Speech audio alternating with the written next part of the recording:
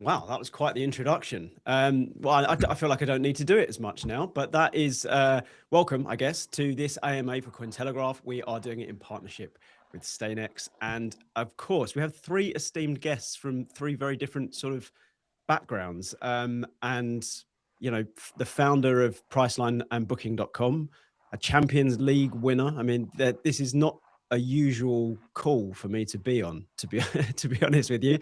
How are you doing, gentlemen? Well, let's see if they can guess which one of us was which. Jeff, you definitely won a Champions League. I can tell. You Darn can it. tell. It's definitely not gonna be Yuen. It's definitely not gonna be Yuen. Gonna never win the Champions League with Arsenal. Oh, agreed. I knew we'd bond over something, Patrice. Yeah, the demise of Arsenal will be good. Okay, right. Let's try and get to some background that is perhaps not on your Wikipedias, because you are all cool enough to have Wikipedia versions. So tell me something about each of you that perhaps isn't on your official profile. Patrice, let's start with you. What is not on my official profile? Wow. Yeah, what can I not see on Wikipedia? Are you a Spurs fan? Actually, I like Spurs. To be honest, when I joined United, and I always enjoy playing against Spurs. I love the stadium. I love the fun. So no, it's true. I promise you, it's true. Not because we were winning every time, but I mean, it's what example? I will talk about traveling. They never mention how much I'm traveling. I think I'm living on the plane. I'm more on the plane than even on the ground. And even I remember one day I was on the plane and the hostess, they make a joke saying, Patrice Evra, I feel like you're going to steal our job. And I say, why? And they say, because you are more on the plane than us. So yeah, I will talk about my traveling experience. Yeah, there's definitely a lot I want to touch on there. Jeff, over to you. What might we not know about you? It's probably the love of music. Really? So, music is my real passion. When I took a little break from tech, and we love to listen to live jazz. Oh, I love jazz. Everybody that knows me, I'm just like a tech guy, so they don't relate things like music to a highly technical guy. But when I took a break from tech, and we were doing music, we were producing tours and concerts, but we went in the studio ourselves to produce one album, a jazz album, just because we wanted to show respect to jazz. And that's the album that, as crazy as it is, Robert, that's the album that we won the Grammy for. So Wow. people are always like, I'm not in my office, but normally, because thanks to you, and it's 6 a.m. here. I'm just kidding. Patrice told me to say that. But normally the people see it behind me on the shelf and they're distracted. Like, what is that thing? And I said, they're like, it looks like a Grammy. I said, it is a Grammy.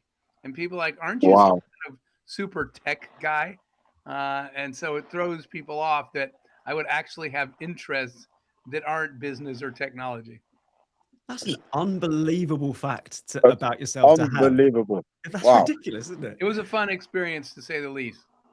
Yeah, I bet it was. I mean, that's incredible. That's a lifetime achievement for most people. That's a footnote for you. That's ridiculous. Okay, Yuen, what about you? Can you top a Grammy? Yeah, I have no Grammy, I have no Champions League, but I want to be just like my team, Arsenal, right? Despite that, 3 years of runner-ups, it hurts, but we never stop trying. Yeah, so that's my motto, right? You keep trying in life, and I want to learn from these two brothers. One is full of passion, in his journey, right? He's always laughing, and telling every people that every person, I love this game, right? Yeah. And also, I want to be like Jeff. He has obviously achieved something really big. Yeah. And he never stopped on helping people, right? I think, how many kids you have now, Jeff? 3,000 or 7,000? Yes, many hundreds of children, all mostly across Africa. But Robert, I was on TV and they said, how many kids you have? And I said, I don't know, a few hundred. And it was just silence. And they said, you have several hundred children? I said, yes, I've been busy. And it took them a minute. And I said, okay, I do. They all are my children, but they're all children that we're raising around the world. So yeah, you and hundreds of And them. All different mothers, yeah. Yeah, absolutely. But Look joke at me, I'm apart, Robert, I've got 24 brothers and sister, so That's we are 25. So it's for real, from amazing. dad and mom. Yeah, That's I knew amazing. that. I was going to bring that up. In fact, I will bring that up later. I think that's something interesting when it comes to travel too. Yeah. Look, before we start, because I've got a million questions for you. Yoon, do you want to do a quick sort of elevator pitch of what Staynex is and what you guys are trying to achieve? Yeah. So basically, from the name, right, is a stay and experience. We want to build the future of our social travel, right, with the Web3, AI, and membership elements. Yeah. So what we do is we do have a basic platform for members to enjoy commissionless hotel stays, right? Because we know that with all those big OTAs, they charge like 20% in commission, right? So that's the pain point for many hotel players here. But on top of that, we want the social play elements. So that's why we offer the different passes. What have you? The hotel day passes, travel event passes, like what we did for Patrice in Hong Kong, right? Yeah, all the fans were crazy, Yeah, I was surprised. Hey, how come this guy is so popular in Hong Kong? Yeah. So and then we want to offer, timeshare passes for co-invest, co-ownership, and all this. We think that blockchain can really change this.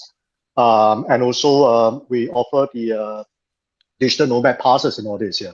So that's what we want to do, the future of social travel. Because I think with the new age, with a new technology, we can pull in people together easier. Yeah. Yeah, that makes a lot of sense.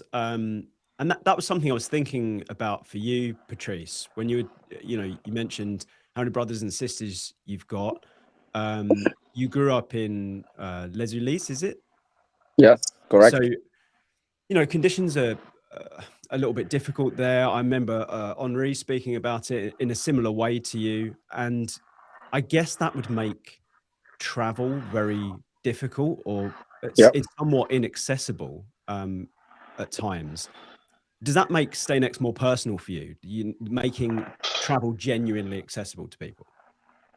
Exactly, Robert. I mean, like where I grew up, and especially when my dad left the house when I was 10 years old. So it was quite difficult when I had a holiday at school. We just stay, in the street and playing with our friend. I didn't know what was traveling until I signed my first professional contract in Italy when I was 17. Then I remember I went in my first holiday in Djerba in Tunisia.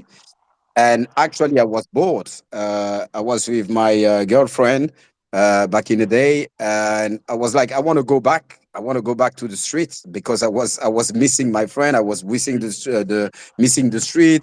The beach was beautiful, the sea, everything, but I was lost. I was like, what I'm doing here? This is not my place. Then after that, I realized traveling, I think, is the most knowledge things and beautiful things in the world. Thanks of traveling. I speak 6 different language, and at school I wasn't great. And you learn so much by traveling. It's not easy because there's a lot of impact in your body, but you can't complain. I think it is a luxury. Traveling is something really special. Even now, I am in a different country. Is a different people, different world. You meet people with different idea. The world is not where you live, and that's what I realize when I start traveling, and I will never stop. Like, even sometimes I say I'm too tired. Then when I'm 3 days at home, I feel like I need to travel. So my wife is like, Patrice, you tense because it's been like 3 days you've been set at home. So it's something I have inside my DNA now, and I can get rid of it. And especially with Staynex now, to help people to travel more, to maybe show them good location, give them some advice. I was straight away connected with Staynex, not with Yon, even if I love him, but he's a loser.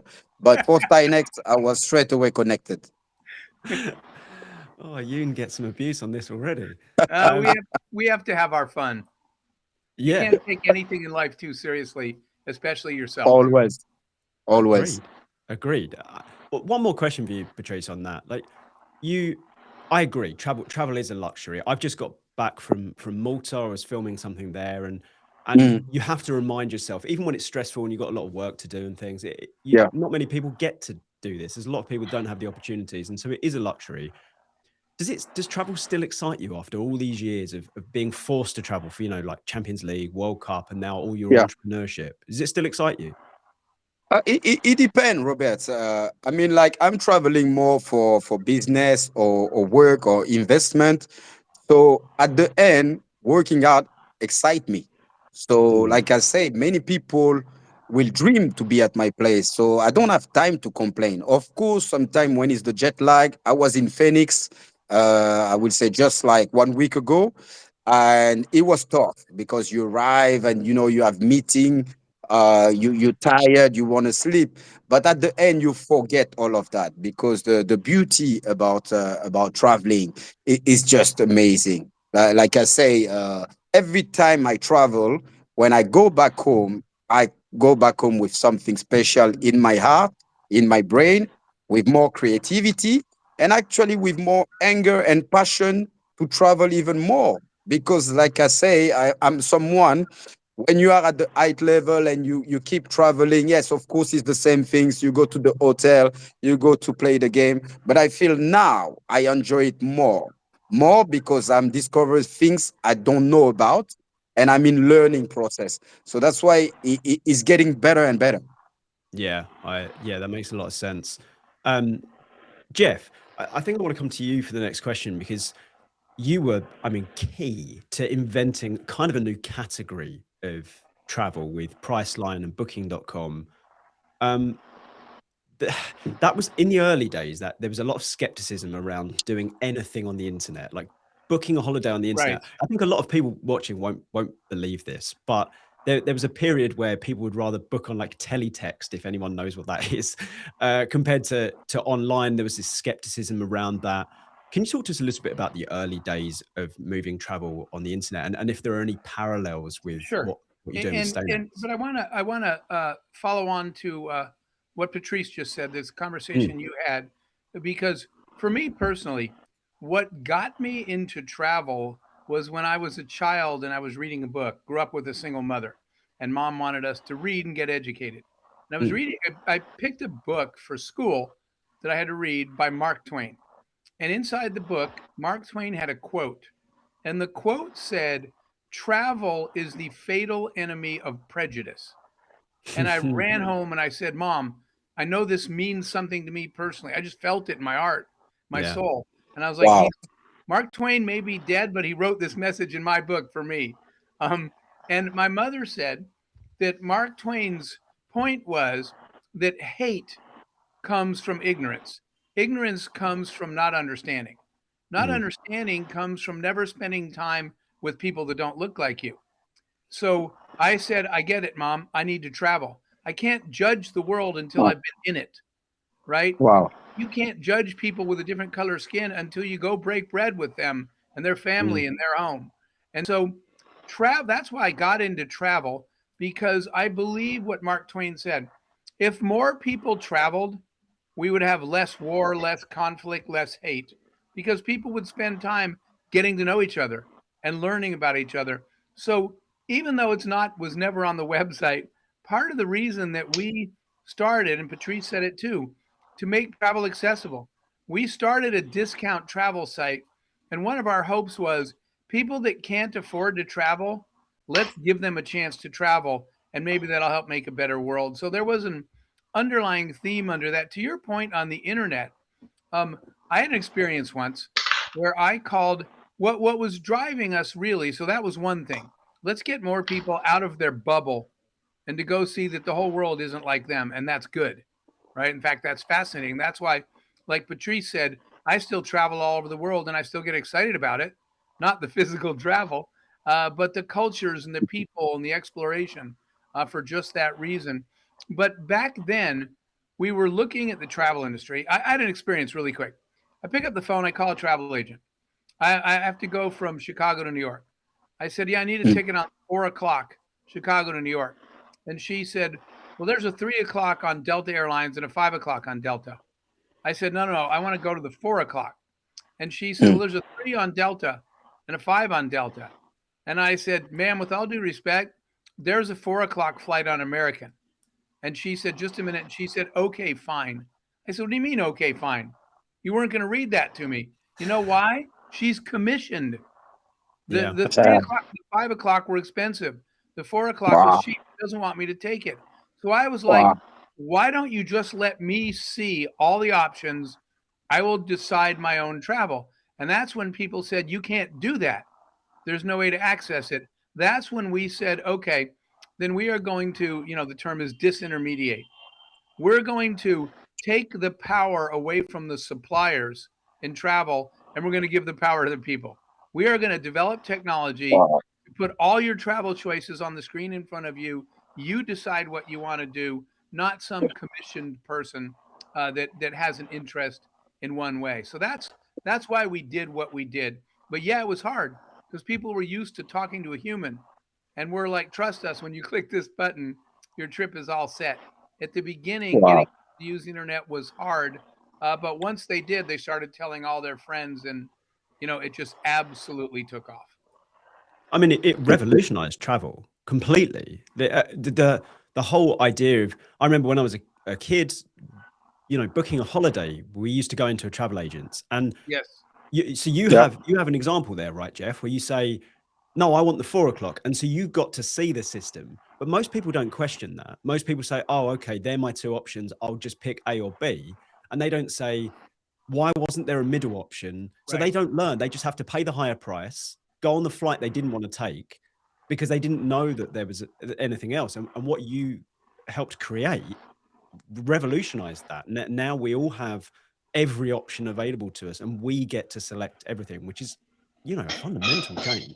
And that was the goal, power to the people. As you can guess, the big giant airlines and hotel companies, we were the enemy. They did not want us to do that. And so the goal is you have to rally the people. And when we went to consumers and we said, look, if you don't like it, we'll tell your customers to fly a different airline or stay in a different hotel because they trust us and now they don't trust you. So we had to work to gain people's trust, and we had to go back to the suppliers. I actually went on stage at this worldwide travel agent conference, and as the keynote, and I walked out on the stage, thousands of travel agents from all over the world, and they said, this is the intro. They said, meet Jeff, public enemy number one. Thanks to him, all of you are losing your jobs. And I was like, why don't you just get a gun and shoot me? It'd be faster. But wow, what a way to start. I was like, why did they bring me here? And turns out they wanted to know what they should do next. But the answer is yes, we understand you lost your job because your job was not adding value. You were just processing transactions, just like AI now. There's a lot of things that are just transaction processing. We don't need humans to do that. Technology can do that, and humans can go back to talking to humans. Yeah, that's so interesting. Such an interesting story. I mean, I guess we're seeing a lot of the similarities now with, there's a skepticism around crypto. And look, I've worked in this industry since 2017. Some of that skepticism is justified. Like that's the truth, but a lot of it isn't. Are you seeing some similarities in terms of pushback, like you did with the internet? Are you seeing that with, blockchain? Without a doubt, but you should jump in on that because that's why you launched this. And that means to say something, bro. You say you need to jump on that. It's not like you mean you need to talk. Yeah, I was trying to jump, Yeah. So when I first spoke to Jeff, right, I presented to him, my idea and all this, right. So he gave a very good piece of advice. He said that, look, sometimes it also depends greatly on the timing, right? And now we are in the time to disrupt with the Web3 innovations and also what have you, the AI. I still remember when the day that I brought Jeff to Shenzhen, China, to visit our partner, I asked him this question. I said, Jeff, what could change the travel industry, right? He literally told me this. He said, AI will change the way we make bookings. Yeah. So the AI agents will tell you where to go, execute the bookings for you, know your schedule, know your preference, and everything you'll do, just list for you and say whether it's okay. If not okay, maybe you say this time I won't fly business class, right? Because someone owed me money and didn't pay, right? For example, like Patrice, right? Yeah. Keep it a secret, yeah. So, then adjust it to economy class, and then the AI would regenerate, and then you just press yes, and everything will be executed for you, right? Yeah. So I think it's very important that all this AI innovation, and I think the best is to go in together Web3, right? Because how do you process AI agents? You use the tokens, right? Yeah. So the token plus the crypto payments, everything can be executed in a more seamless manner. Yeah. So that's why we believe in Staynex being powered by AI, Web3 membership with the social elements. Yeah, there's actually one more thing I want to ask you, Yuen, on this from the company side. So I mean, I don't know how many hundreds of projects I've spoken with, but most of them launch with, particularly if they're well connected and they've got a lot going on, like you guys do. And I want to get onto some of those connections later, but most of them launch with like a 9-figure valuation, right? And what ends up happening is most people make their money from that venture before anyone's even heard of it. So it's done and dusted before. But you, however, have a valuation of $35 million, and there seems to be no sort of VC cliff dumps or anything like that, which plays in really nicely to the accessibility angle, which is that's an interesting point for me when I was reading through the documentation. What was the decision there? Why did you go that direction? Yeah, to be honest, if I got to know Patrice earlier, the valuation will be 33, right? Yeah, because that's his number in Juventus, right? Yeah, but sorry, bro. Yeah.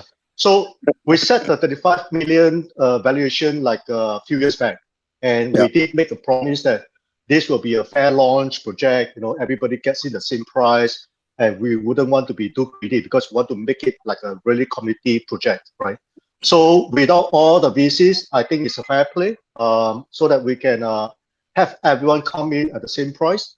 So this was set like a few years ago, and we decided not to change it, to be honest, because when I feed all my data to my board of advisors, the AI advisors, right, almost every one of them is telling me that, hey, you should launch at a higher valuation. But I explained, right? Yeah. So I think this is a good entry point.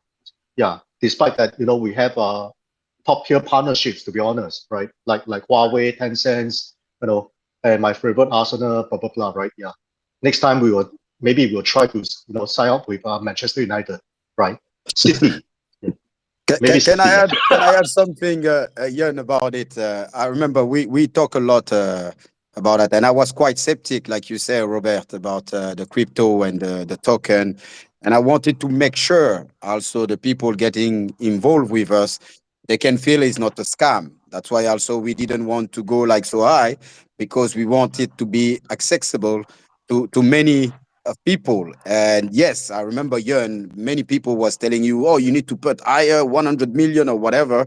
And we decide to go at 35 because, like we say, it's a long project. It's not something we want to get the money straight away and sell it or whatever. No, it's a long project. We need to get the trust of the people getting involved, and you need to never stop. Yeah. And also, to be honest, right, there's a lot of pressure on me as well. You know why? Because we have these two gentlemen who are brothers to me, right? Because Jeff has such a high profile, great credential. I remember when he was with me, right? I was asking a very scary question to myself, to him, right? To me, it's a very scary question. It's like, are you willing to be my lover for tonight, right? Yeah. So I actually asked Jeff, are you willing to be my advisor, right? Yeah, because I never thought you would say yes, right? I was thinking like in life, we just need to try, right? After a few drinks, I asked him this question, and he said yes, And I asked him why you need to take the risk, right? Because you are already so successful, right? And I remember Jeff telling me this. He said, "Look, I like your idea. I like you as a person, and I like to support underdogs, right? So that's why I said we keep trying. We never give up, but we always have the best intention to make it a success, right? And I think I told Patrice the same thing because he has such great successful history. I hate to admit because he's from Manchester United, but it's a fact, right? Yeah.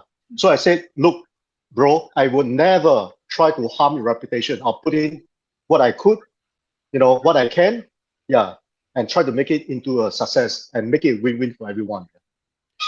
Yeah, I think perhaps people won't realize how big a risk it can be for people to get involved, particularly in the space. As I said, like I've worked in since 2017 and I've seen a lot of stuff happen in that time. And, you know, you've got Jeff and Patrice. Like Jeff, your name carries an enormous amount of weight through like CNN, Bloomberg. I mean, you've worked with the UN, G20. I mean, there's so many things there that I imagine you have to really take a lot of consideration before your name can be associated with anything. What did you find most Yeah, compelling about that's true. I'm I'm a lot older than these guys. I'm a lot faster than Patrice, but I'm a lot older than him. The the uh, and I was kind of retired from business. Most of my time was on my charity, but in order to stay up with what's going on in the world, you have to, you have to keep your toe in the water, right?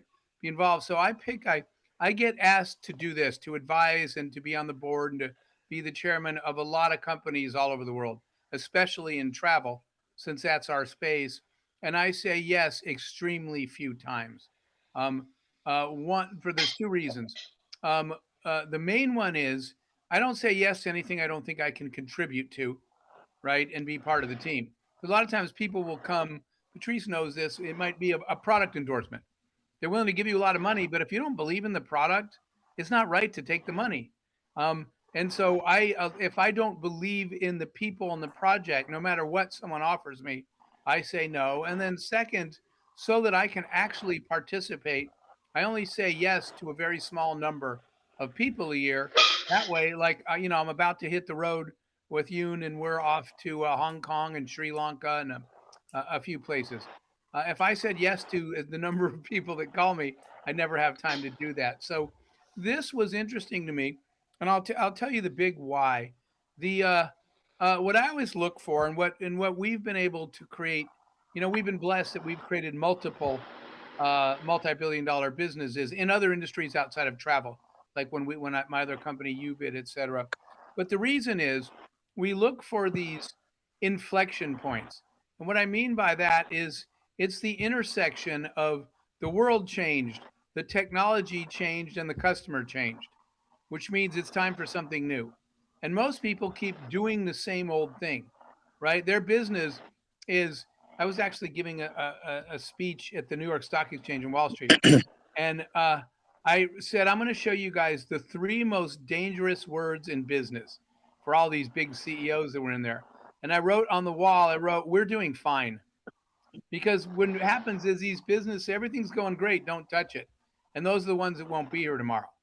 The smart businesses keep looking for that moment when, like I said, the customer changed, the world changed the way it operates, the technology changed, and you say, all of a sudden, this is the moment to create something new. And that's what's happening right now. The travel industry was not designed for the digital nomad. It was designed for the business traveler and the holiday traveler. And now all of a sudden we have this whole new category, these digital nomads that no one has really planned how to service that community. And, Yuen will tell you, and Patrice, we're going to own that community. We're going to be the one place they feel at home for traveling. And that's a massively growing market segment that didn't even exist yesterday. So I love it when there's a new opportunity that wasn't there the day before. That's what excited me about this. And that's why I said yes. Wow. Robert, I just want to jump on what Jeff say, and when you've been successful and many people knock your door as around or whatever, but it's always a quality over quantity, and it's something you need to be connect. Like if you want to add a value on it, passion. And when I meet a Yuen, and we can make some joke or whatever, but I could see at work he's passionate and he like to work hard. And this is something I really love. And he's a good human being. I mean, he paid me to say that, but he's still a good human being. And he wanted me to meet Jeff. And to be honest, in just 20 minutes, what Jeff is saying, I feel connected straight away. So I understand the reason why, because at the end, it doesn't matter if you're successful. You have to share it. You have to, when he's telling the story about the booking, and I didn't even know, it's just amazing. I think Jeff doesn't realize how many life, he's been changing, and really appreciate and feel grateful just to be on that Zoom call and to be involved, in this project with those two guys. Like we gonna own the community, but make sure community is satisfied in every level. Yeah, I mean, unbelievable answers, really, and I think you're both right. If you've got this big personal brand and you start putting it to things that you don't believe in, it's just short-sighted, because eventually the brand you've built and the followers you have will start to go, oh yeah, he endorses all sorts of rubbish, and then you lose the power that you had with your The mate. authenticity, Robert, the Yeah. authenticity, and you can't lie to them. Many time people came and Patrice, you have nothing to do. We just put your picture. I'm like, putting my picture, you say I have nothing to do. What about the years I've been working so hard? And maybe with one picture, I destroy everything. So every time we make a decision, is a big risk. Is a big risk. We always do something. But like I say, I'm not someone getting involved in something when I don't have to put an effort on it and when I don't believe in it. Absolutely. And it's Patrice, it's the only thing you own. They can take the money, they can take the houses. Yeah. The only thing you own is your reputation, your integrity, your brand. Mm. So Mhm. you do have to protect it. And I had to go spend some time with you. And when he first reached out to me to get to know him, Mhm. and it was a trip that we took together that really helped cement it, because we spent a Mhm. bunch of one-on-one time on the road, for me to get to know the people. And anyway, I completely agree with what Patrice said, that these are big decisions, um, Mm. and you have to make them very, very carefully. Yeah, absolutely. I've got to weave football in some way, because I'm a diehard. I mean, I'm English, so that's kind of obvious, but I'm a diehard football guy. Unfortunately, a Spurs fan, so it's very, very sad time to be a Spurs fan. But Oh, we have to stop here. Sorry, bye-bye. yeah, Just kidding. why do you have to stop? You're having a great time. Arsenal having well, a little bit worse the last couple of weeks. But anyway, Patrice, football fans are some of the biggest travelers there are. Like, we go to a lot of games. I've been to a few. I was at the PSG game for Spurs, the Champions League game. We travel a lot for football. Is Staynex something that can really help football fans, with our support as we travel around the globe for our club? 100%. I think, Robert, this is spot on. People don't realize everywhere we go, the fan follow us everywhere. So Staynex to be able also to help them to book their trip at the best rate, the best location. I think this is something we're gonna look at it really deeply, because more we travel, more the fan travel, and even sometimes they arrive like 2 days or 3 days before the game even start, and if they like the city, they even stay on it. So Robert, this is something we're definitely looking at it, and the fan base are all around the world. They can travel to many different places. Many people they live, I don't know, in New Zealand or whatever, and they're making one trip per year to come to Old Trafford. If we can help them to do that trip, they are more than welcome. Yeah, Yeah, I think Robert, that's why when Yuen started, and that's why at Staynex we strongly use the word revolutionizing social travel. Right? That's our focus, is revolutionize social travel, because there's nothing more social than you and your mates going to a match, right? It's a lifetime experience. You'll never forget. It's an incredible trip when you get to do that. So the understanding at our company about social travel and how it really works and what people want, that's a big differentiator for us. We get it. We understand social travel, and we're creating the next generation of it. But that's a perfect example, is going to a match somewhere, of social travel. Jeff, can I ask you? I guess you're uniquely positioned for this sort of thing, but you mentioned that the travel industry was kind of set up to cater to business travel and that sort of thing, and now this is obviously focusing more on social travel. Is that to do with market share? Was it just more profitable to cater toward business travel than social? Yeah, so that is correct. business travel has always been, there was a period of time where all the holiday travel, leisure travel as it's called, added up completely to break even for airlines and hotels, and all the profits came from the business traveler. And there's an obvious reason. When I'm on the company expense, I don't really care how much the airline ticket was, sadly. When it's me and my family, I'm counting every penny. And so that was the difference. Business travel tended to be, a lot more of it was last minute. A lot more of them wanted to sit up front, right, in business class. They did a lot more international travel. I'm talking about business travelers. So the profits from business travel were much bigger historically than holiday travel and leisure travel. And one of the things that changed that a lot, though, was, well, there's two. Was COVID, because COVID, all these businesses, I used to have to go on the CNN and Bloomberg and Fox News like every week. They would call me during COVID and say, "Give us the update on travel worldwide." So I was on TV all over the world talking about the fact that because business people can't travel, they're figuring out how to do business without going there. And so a large percent, what I kept telling them, everybody, the travel industry kept saying, as soon as COVID's over, everything will be back to normal. And I said, no, they'll never be, because a large percent of all business people figured out how to use Zoom and how to use Microsoft Teams. And they realized that if it's not a customer meeting, they don't really need to fly there. I'm just dealing with my colleagues. And so a large percent of business travel never came back from COVID, because it was replaced by technology that we are doing right now. And so that historical profitability has changed. Also, international travel never really got back to the same levels. And every time you have things like now, whether it's Russia, Ukraine, Israel, Palestine, the current issues in Iran, all those things dramatically, a whole bunch of travel all over the Mideast and business events and conferences. Patrice and I were supposed to speak at the same conference in Saudi Arabia, and it got postponed because they were worried. So, yeah, the market is no longer the same as it was. But Robert, you are correct. It was created that way because the big profits were in business and international at that point. Does that create an opportunity with Staynex? Are the big companies pivoting fast enough, or can you just outrun them?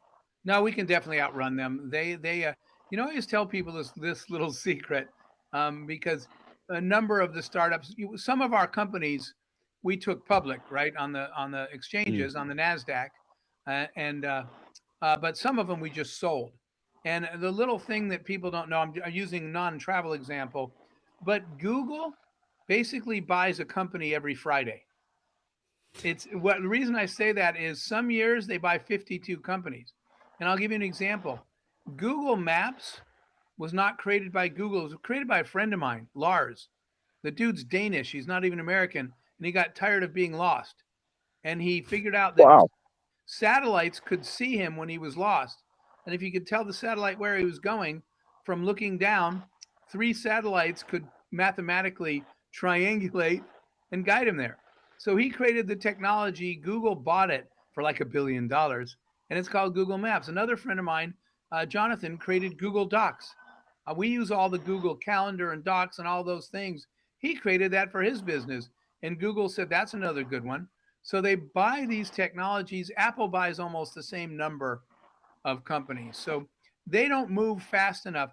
The deal is when they buy your company, the confidentiality agreement says you can't go tell the world that you actually created Google Maps because we're putting our name on it. So we at Staynex would be happy if one of these big ones says, you've already built everything we need. We would love to acquire it someday, right? We're not living for that. We're planning to build an amazing global community and make it profitable at Staynex. But that's the reality, is the big companies can't move as fast as we can. And that's why they wind up acquiring so many solutions that people don't even realize those big companies didn't build it themselves. Wow, this is so interesting. Yeah. And I won't tell my wife it was a Danish, because my wife is Danish, because she think they are the best. So Jeff, I won't tell that story to my wife, even if it's a beautiful story. That's funny. It's true that the startups often have that edge with the, although Staynex isn't really so much a startup anymore, but it kind of is. It's still fairly young, and that edge of being able to be liquid and move really quickly and not have to get approval from Right. millions of different people for every single step is a big deal. And I also think the leveraging of tech is an interesting element to this. And you're talking about Google acquiring companies. I would guess 3 of every 5 companies they're acquiring is AI centric right now. There's the unbelievable race to harness it. Yuen, when it comes to Staynex, AI is a big part. Can you talk a little bit about that? Yeah. So like what I said, right? Initially, it was really Jeff that suggested the idea and got me thinking, right? Because every words from him, I have to, really value the words, right? Yeah. So we actually went back and discussed, right? So we were lucky. Tencent decided to help us with the AI tech. Yeah. And then I spoke to Patrice, right? And said, look, you have a very sexy accent, right? That's what he likes to hear, right? With his very unique, French and all this, right? So we actually created something, with his voice and image rights, so you can go to ai.staynex.vip and talk to his digital brother. Yeah. So I think these AI agents, we would leverage more on the latest, the Claude agents, right? So that it can execute everything in an automated way, right? Yeah.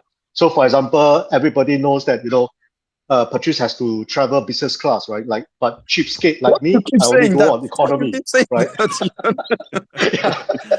Yeah. So the AI know, okay, Yuen is a cheapskate, right? Never select business class for him, right? Yeah.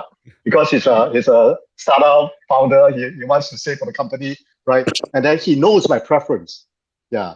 So he would do all the adjustment for me. Yeah. And then I think with the cloud agents, because it can execute in an automated way. So when you link up with the digital payments, the crypto payments, it becomes very natural. Yeah. And I think things will really change here. Yeah. So that's why I said these are the things that we are doing. Yeah. Yeah, there's so much synergy between AI and crypto. Obviously, AI for those who are unfamiliar, AI agents can't get bank accounts, which has been the big blocker for adoption, and so it makes a lot of sense to integrate crypto. Yeah, Patrice, you're an AI travel wingman. How does that feel? Well, it felt great. At the beginning, it was scary, but like Jeff say, it's not like we're trying to get rid of the human side. And he make the best statement. We want the human people to communicate to each other, and not like to work or whatever. And I think this is one of the best statement of today, and that's what people are missing. We still need to, instead of like doing a Zoom call just because, or calling, just meet your friend in a coffee shop or whatever.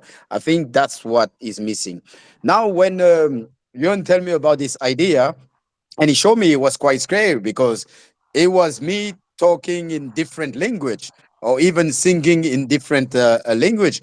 And of course, if you can have someone, tell you where to go or whatever, but in the funny side, it can be with myself or with Jeff or with Ian, definitely people will be more attracted. So at the beginning, like I say, it was scary. Then when I saw it, I was like spot on. I love the idea. And I was even thinking, I would love to have, I don't know, someone is my idol, and when I'm driving, he's been on my GPS and telling me, to go left, to go right. The social part, I think, is really important, and the world now needs something unique, and that's why, having me as a travel agent, I know it's a big risk. That's why I say to you, we have to make sure, we give them the best advice, because I don't want people to come and say, Patrice, I went to this place, I'm blaming you, I don't love this location, I don't love this restaurant, and they come to blaming me. So yeah, this only the little scary part. Yeah, absolutely. I didn't think about that consequence actually. If they have a bad trip, then Of course. They're They come and blaming blame me, no you. Jeff or no Yuen. I'm the Yeah. one exposed. Yeah, Yuen goes missing as soon as that call comes in. Jeff, why was AI so important to integrate? I mean, it's kind of an obvious question. We know how big it is now, but you know, some people may say, why was it necessary to integrate it into So travel? you know, it's a function of efficiency, right? We can get a lot more done a lot faster. But it's also for this isn't really the right word, but comprehensiveness. The human beings are at the bottom of this ranking, I'm going to say, and then today's technology, and then AI. And what I'm talking about is the ability to look at lots of information before making a decision, right? So if I was planning a trip and I had time, I would really check out the whole island, and I'd look at all the hotels in the island, and I'd research all the restaurants. So by the time I went, I could say, man, I made a really comprehensive choice. I knew what all the hotels were, the restaurants, the reviews, the ratings, the menus, and this trip is going to be, excuse me, perfect for me. But humans don't have time to do that, and they aren't thorough enough. And the current technology really wasn't doing it. And now what we see with AI is in seconds, it goes out and collects all that data from all those places and evaluates it for you. So it helps us look at a lot more decision points before we make a decision, and it does it a lot more efficiently. So if we weren't integrating AI, you know, we may not be giving our customers the best look at everything before they make a decision. Yeah, it's really a continuation of what you guys did with Priceline and Booking.com in terms of opening up the options and giving people the best selection in front of them rather than having to fight to find it. And now it's a continuation of that where AI Exactly. can help guide you. And yeah, I mean, everyone knows it, but sometimes you need reminding that AI can pass information in a way that we can't. I mean, it's just not possible, no matter how big the company would be. Okay, look, I'll be looking to wrap up soon. Jeff, I know you're on another show in like 10 minutes from now. Yeah, Yes, your yes, sir. your diary is crazy. Okay, so a few more questions before we wrap. Excuse me. Yuen, one thing I saw about Staynex, which I found really interesting, is the Forbes rankings over RWAs. You are ranked third in RWAs in 2025. Now, real world asset tokenization is an enormous market. I think it's on course to be something like a $400 billion market in 2026. I remember a couple of years ago, Larry Fink putting in his investor letter that you need to basically keep an eye on tokenization because it's going to be everywhere. Can you explain a little bit how the RWA side of Staynex works? Sure, yeah. So what we wanted to do here is obviously we want to issue what we call a timeshare pass, right? There was some debates on the name timeshare because a timeshare might have a bit of negative connotation. Yep. In the past, I don't know about Europe and US, but in Asia, there's a lot of people using this as a scam, right? Because once you buy the membership, you're never able to get to use it, right? But we think that with the blockchain, you know, it can bring the transparency, accountability, and transferability, right? Yeah. So you can open up the calendar and allow people, you know, to see the full transparency and book accordingly. So this is a perfect use case of using blockchain to improve on things, right? And you also make good use of the hotel inventory, right? For example, during the down seasons and all this. So I think this is a win-win situation. They can co-own, co-invest together with us. Yep. So this is the part of our RWA. And of course, other things like the day passes, right? Hotels might be underused, right? On their facilities, like the gym, you know, their bar, even their spa, right? Or their restaurant. One time when I was back in Singapore, I even see people doing co-working in hotels, right? They offer these services, right? And in fact, today, I talked to one friend from Dubai. He told me that now Dubai offers hotel for people to stay and work from hotels, right? Maybe because of the situation, but that's how things could change and all this. So I think this is a real RWA use case. Yeah. Yeah, I was pleasantly surprised by just how much Staynex has going on. You know, like you see a lot of these projects that launch around. There's a few that have launched in the space with travel, and they sound all right. And then you look into them and you realize there's a handful of hotels that you could actually go to. You've got something like 2.65 million hotels partnered with. And then I'll kind of merge these questions. You mentioned at the start about the partnerships. I mean, you've got Huawei, Tencent, Dragon Pass. You got some extremely high profile partnerships and relationships. How did this all come about? How did that happen so quickly? Yeah. So Because of me my and role. Jeff. Yeah. Yeah. So you see, I always see myself as a pimp, right? A professional pimp, right? Yeah. So I go out and solicit partnerships. And I think Staynex is lucky because we are into this very new industry, right? Web3 plus AI and all this. And all the big boys are not moving that fast, right? So we tend to tell them, we are a startup, but we are into this new industry that, offers a lot of potential and chances, right? Yeah, come with us. Let's grow together, and we get you to a new market. What have you? The digital nomads, the crypto enthusiasts, and all this, right? People who believe in social travel. Yeah, because we also see the trend in China.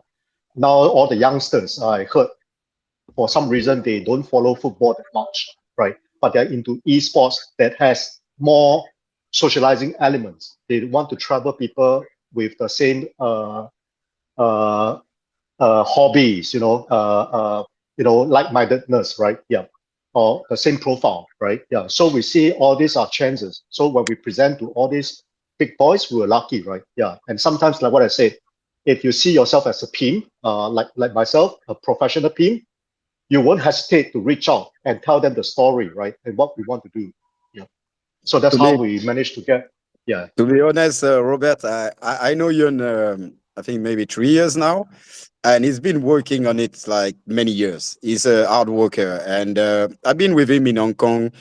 Even when we were going for a drink or for dinner, these guys was still working. He was even sleeping sometime on the table, then wake up and doing his work. So I'm not surprised. I think he come from far.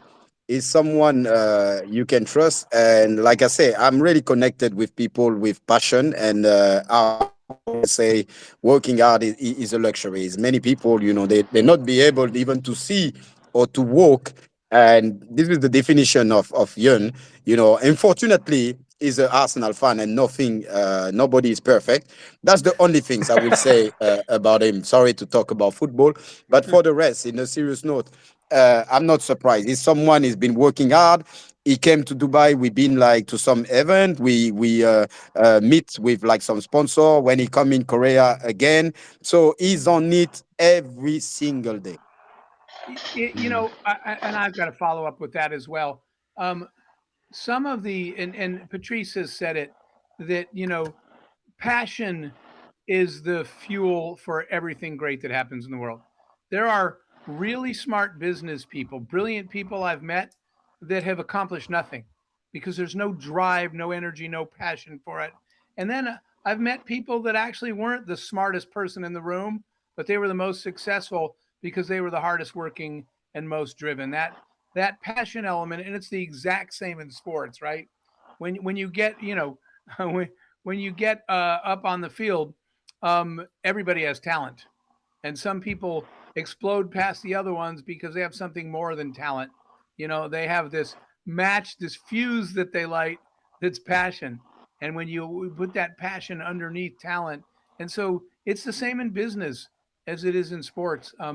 Yuen has really dug into this, put his whole life into it, believes in it, and that's why Patrice and I support him. If you're really willing to go all out, then we will too. But if you're not going to, we wouldn't be here either. Well said, Jeff. Well said.